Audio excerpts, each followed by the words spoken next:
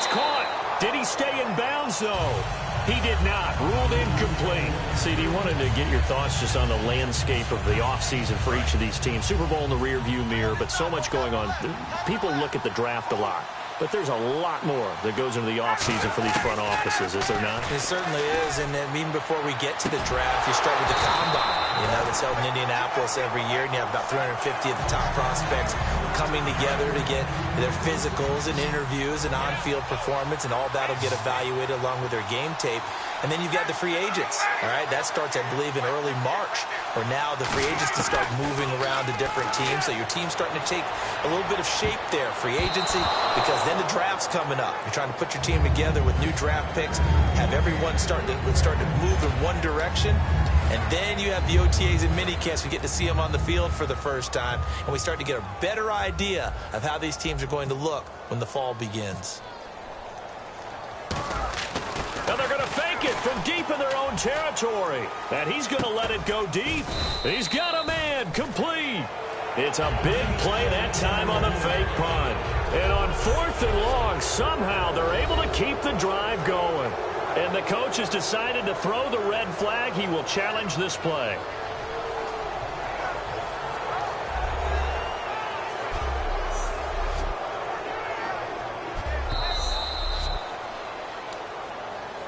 After review of the play, the ruling on the field stands. Well, he challenged the play. It did not pay off. And that means he lost a timeout in that challenge. And as a coach, you hate that. Don't know if you took the advice of the player, you threw it yourself, but it didn't go your way. At the end of the day, it all comes back to the head coach. He has the final determination on whether to actually challenge the play or not. In this case, it didn't pay off for him. And that's got to be so heartbreaking. You throw that flag, you probably feel really confident, and then all of a sudden, boom, you lose the challenge. Yeah, when you take a look at it, you're throwing that flag because you believe you're going to be right. And when it comes back the other way, you have to regroup. It's a tried-and-true formula, and I don't think it'll change for as long as we play football. If someone's trying to throw the ball and you can put pressure on them and make it tough, that's only going to help your defense. Yeah, he's since being hurried. He got rid of it before taking the hit, but incomplete. So they took a shot there on 3rd down. Couldn't get it. Now it's 4th. I know exactly why he tried to throw the ball to Julio Jones there. He's never considered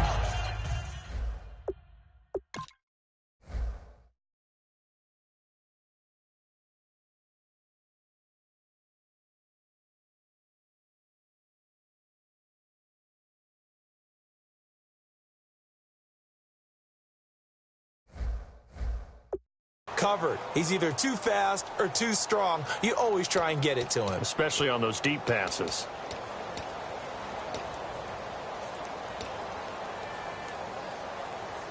Boy, a call like this, certainly tougher to make in a Super Bowl, but they'll go for it on 4th down. They're going on 4th down. It's Ryan. He's going to let it go again. And this is caught for a Falcon touchdown. Julio Jones, his 2nd touchdown of this Super Bowl. And the Falcons will extend their lead. Wow, talk about a big 4th down conversion for the score. Defensively, how do you let that happen? I think you start with the offense and you give them credit for going for it and having that type of, well, let's face it, audacity. But defensively, I think you're right on target, partner. There's no way something like that's supposed to happen in that situation. You're supposed to be able to shut that down and get the ball back for your own team. Instead, they give up not just a big play, but a touchdown. To throw for it is Ryan. And this is going to be caught. It's good. And that extends their lead by 2 more. So they're able to throw it in for the 2-point conversion. Sometimes that can be a risky play, but they got it. Yeah, you always have to be careful here because if you do get it intercepted, it's returned by the defense, that's 2 points for them. But he identified an open target and put it right on him. Fielded about a yard deep. And he'll take it up past the 25 to the 26-yard line. So the ball switches back over to Tampa Bay, and as they get set in place on offense, Charles, talk about the running game and the O-line, where they stack up going in next year, because Doug Martin was only active for 8 games this last season. Rushing total dropped down to 400 yards, basically. Yeah, they were fortunate they picked up Jacquizz Rodgers during the year, and he gave them some nice games throughout, but I start with the offensive line. They've got some good building blocks. Left tackle Donovan Smith, guard Ali Marpet. Great places to begin. I think they'll continue to try and fortify that offensive line because that will help whoever becomes their primary ball carrier.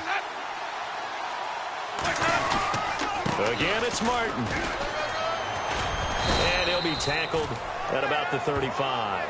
That's going to be a 6-yard gain. It leaves him with 3rd down and just a yard to go. And once again, leverage wins. The offensive line, lower than the defensive front. They moved them and found some good space for the guy carrying the ball. They'll run it. Here's Martin. And he will have a 1st down as they get him to the ground at the 37. They only get 2 there, but on 3rd and 1, that's all they needed to keep the drive going. 3rd and 1, partner. No need to be fancy there. Just use some force and move forward and pick up the 1st down. 1st down. Here's the run with Martin. And able to get this one all the way up to about the 46-yard line. Holding offense.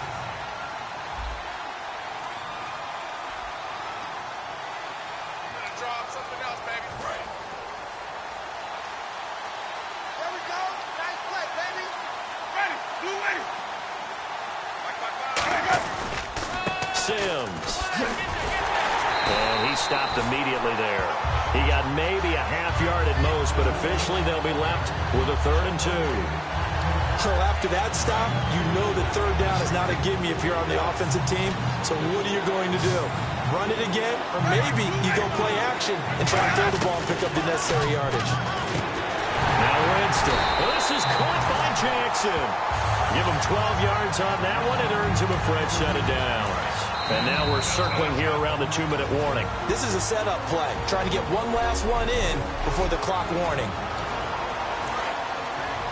A reminder, coming up at the intermission, we'll get highlights of this Super Bowl from Larry Ridley and the crew in Orlando with our EA Sports halftime report. Jameis to throw it. Oh, the ball comes out on the hit, but they'll say it's incomplete. They got pressure there and only rushing 3. And there's a defensive coordinator right now who is celebrating not just getting home with 3 there, but realizing if that's the type of pressure he can get in the entire game, then his pass defense is going to be excellent. You're dropping 8. Where are you going to go with the football? Throwing again. Winston on 2nd and 10. And a catch right side by Evans. 4 yards on the completion, and it sets up a 3rd down. A monster 2016 for Mike Evans. His Buccaneers didn't make the playoffs, but wasn't because of his production. Led the league in targets and was in the top 5 in many other receiving categories. What a big-time year for him. 4th in yards, 2nd touchdowns just outside of the top 5, 6th in catches. So he's going to be a handful for teams in the future. I mean, he's got a long career ahead of him. A long career ahead of him, and look for him to increase his yards after catch as he moves forward in his career. A short game that doesn't get him the 1st down brings up a 4th down situation. Really nice job defensively. They knew where the sticks were. They got the stop before it.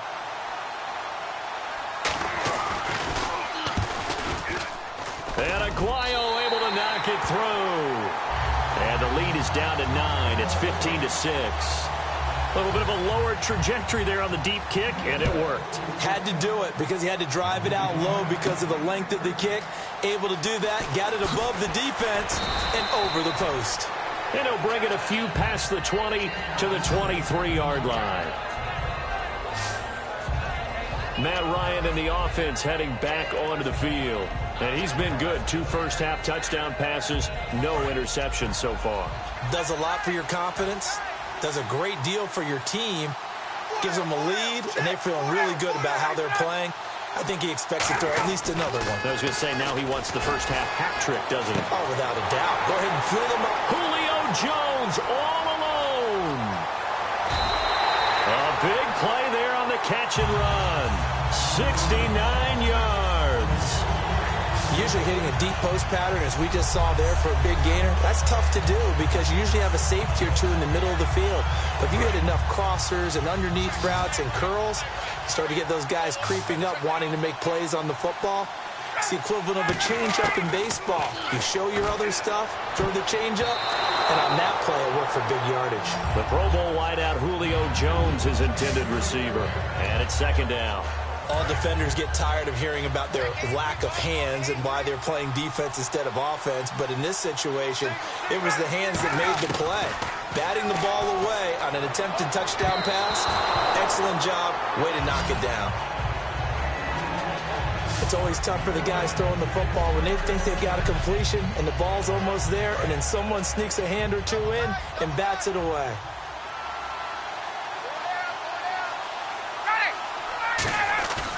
They run the play fake to Coleman. Now Ryan. And almost intercepted. Would have been a huge pick in the end zone, but as it stands, that brings up fourth. Not only did they drop what looked like an interception in the end zone, they blew a golden opportunity to shift the momentum. The offense stays out there. A big challenge here from this far back, but they're going for it on 4th and goal. They'll try and throw for it with Ryan. And this is incomplete. They can't hook up here on the 4th down pass attempt.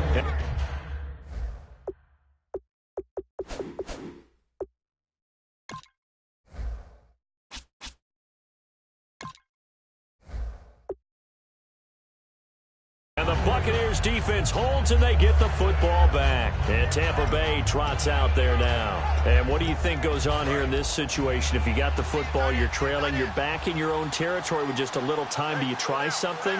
You're thinking about jump-starting your team, right? You just mentioned it. They're down. They're trying to get back.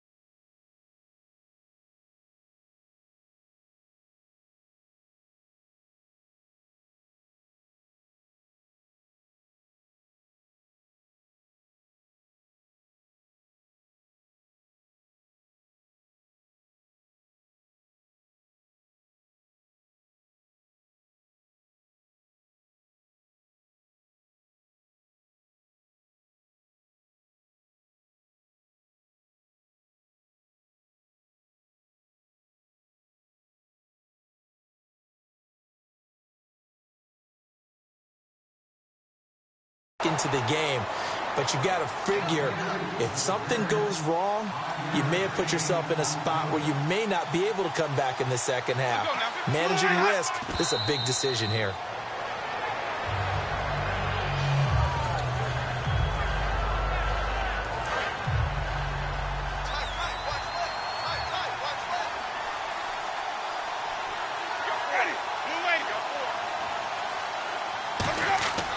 Throwing, Winston. And that is incomplete. Down to 15 seconds now.